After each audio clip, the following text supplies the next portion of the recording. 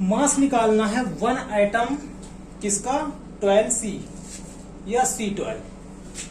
तो periodic table में हमने देखा है कि जैसे कुछ लिखा हुआ है हाइड्रोजन ही लिखा रहता है तो 1H1, अर्थात ये वाला जो टर्म होता है वो होता है आपका एटॉमिक नंबर का, और जो ये ऊपर लिखा रहता है वो होता है आपका मास नंबर, एटॉमिक नंबर और मास नंबर। तो इसी तरह से ये 12 भी कहाँ लिखा हुआ है ऊपर, इसी को हम ऐसे भी लिख सकते हैं 1H1। तो ये एटॉमिक नंबर हो गया और ये मास नंबर हो गया। तो ऐसे ही C में लिखा हुआ है 12, नीचे आपको पता है 6 ही होगा क्योंकि कार्बन का एटॉमिक नंबर कितना होता है 6 उसने नहीं लिखा है क्योंकि उसको पता है कि बच्चों को पता है कि जो कार्बन है तो उसका एटॉमिक नंबर 6 ही होता है। तो उसने 12 लिख दिया क्योंकि हमें पता है कार्बन के 2 आइसोटोप होते हैं, तो 6C12 भी होता है और 6C14 भी होता है। तो इसी को हम कार्बन 12 और कार्बन 14 दो तरह के होते हैं, तो इस तरह से हम लिख सकते हैं। तो या तो इस तरह से लिखें या तो इस तरह से लिखें। तो उसने सिर्फ और सिर्फ कितना लिख दिया है तो 12C लिख दिया है, अर्थात ये किसके इक्वल है, इन्हीं के इक्वल है। इनमें से किसी को भी आप समझ लीजिए, चाहे ये और चाहे ये। अब ये होता क्या है, ये मास नंबर होता क्या है। तो मास नंबर आपको पता होगा कि मास नंबर को हम ऐसे रिप्रेजेंट करते हैं कि यदि हम 1 मोल हाइड्रोजन एटम ले लें तो उसका जो मास आएगा वो कितना आएगा, तो 1 ग्राम आएगा। उसी तरह से यदि हम इस वाले आइसोटोप के, कार्बन के इस आइसोटोप के 1 मोल ले लें, अर्थात 1 मोल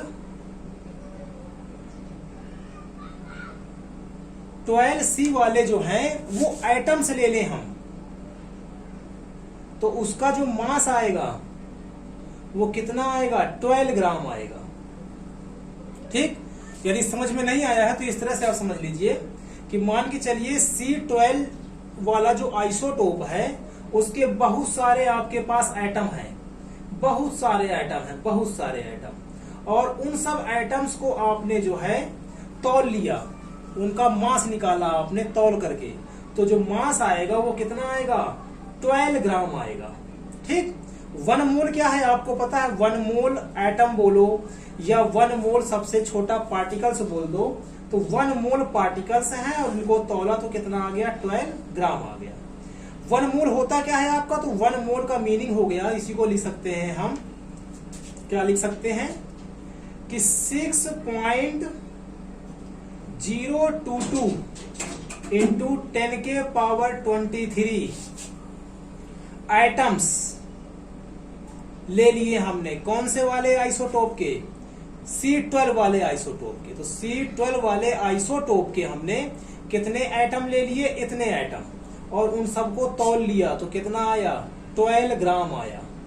ठीक है, अब आपके लिए आसान हो गया। अब 12 ग्राम में कितने एटम होंगे, इतने एटम होंगे।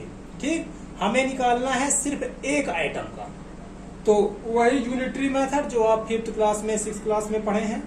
इतने एटम का 12 ग्राम है तो 1 एटम का कितना होगा, तो 1 एटम का कितना हो जाएगा, 1 एटम का हो जाएगा 12 अपॉन 6.022 इंटू 10 के पावर 23 ग्राम हो जाएगा। तो 12 अपॉन 6.022, 23 नीचे है तो ऊपर जाएगा तो माइनस का 23 ग्राम आ जाएगा। और जब आप इसको डिवाइड करेंगे तो डिवाइड करके आएगा आपका 1.9927।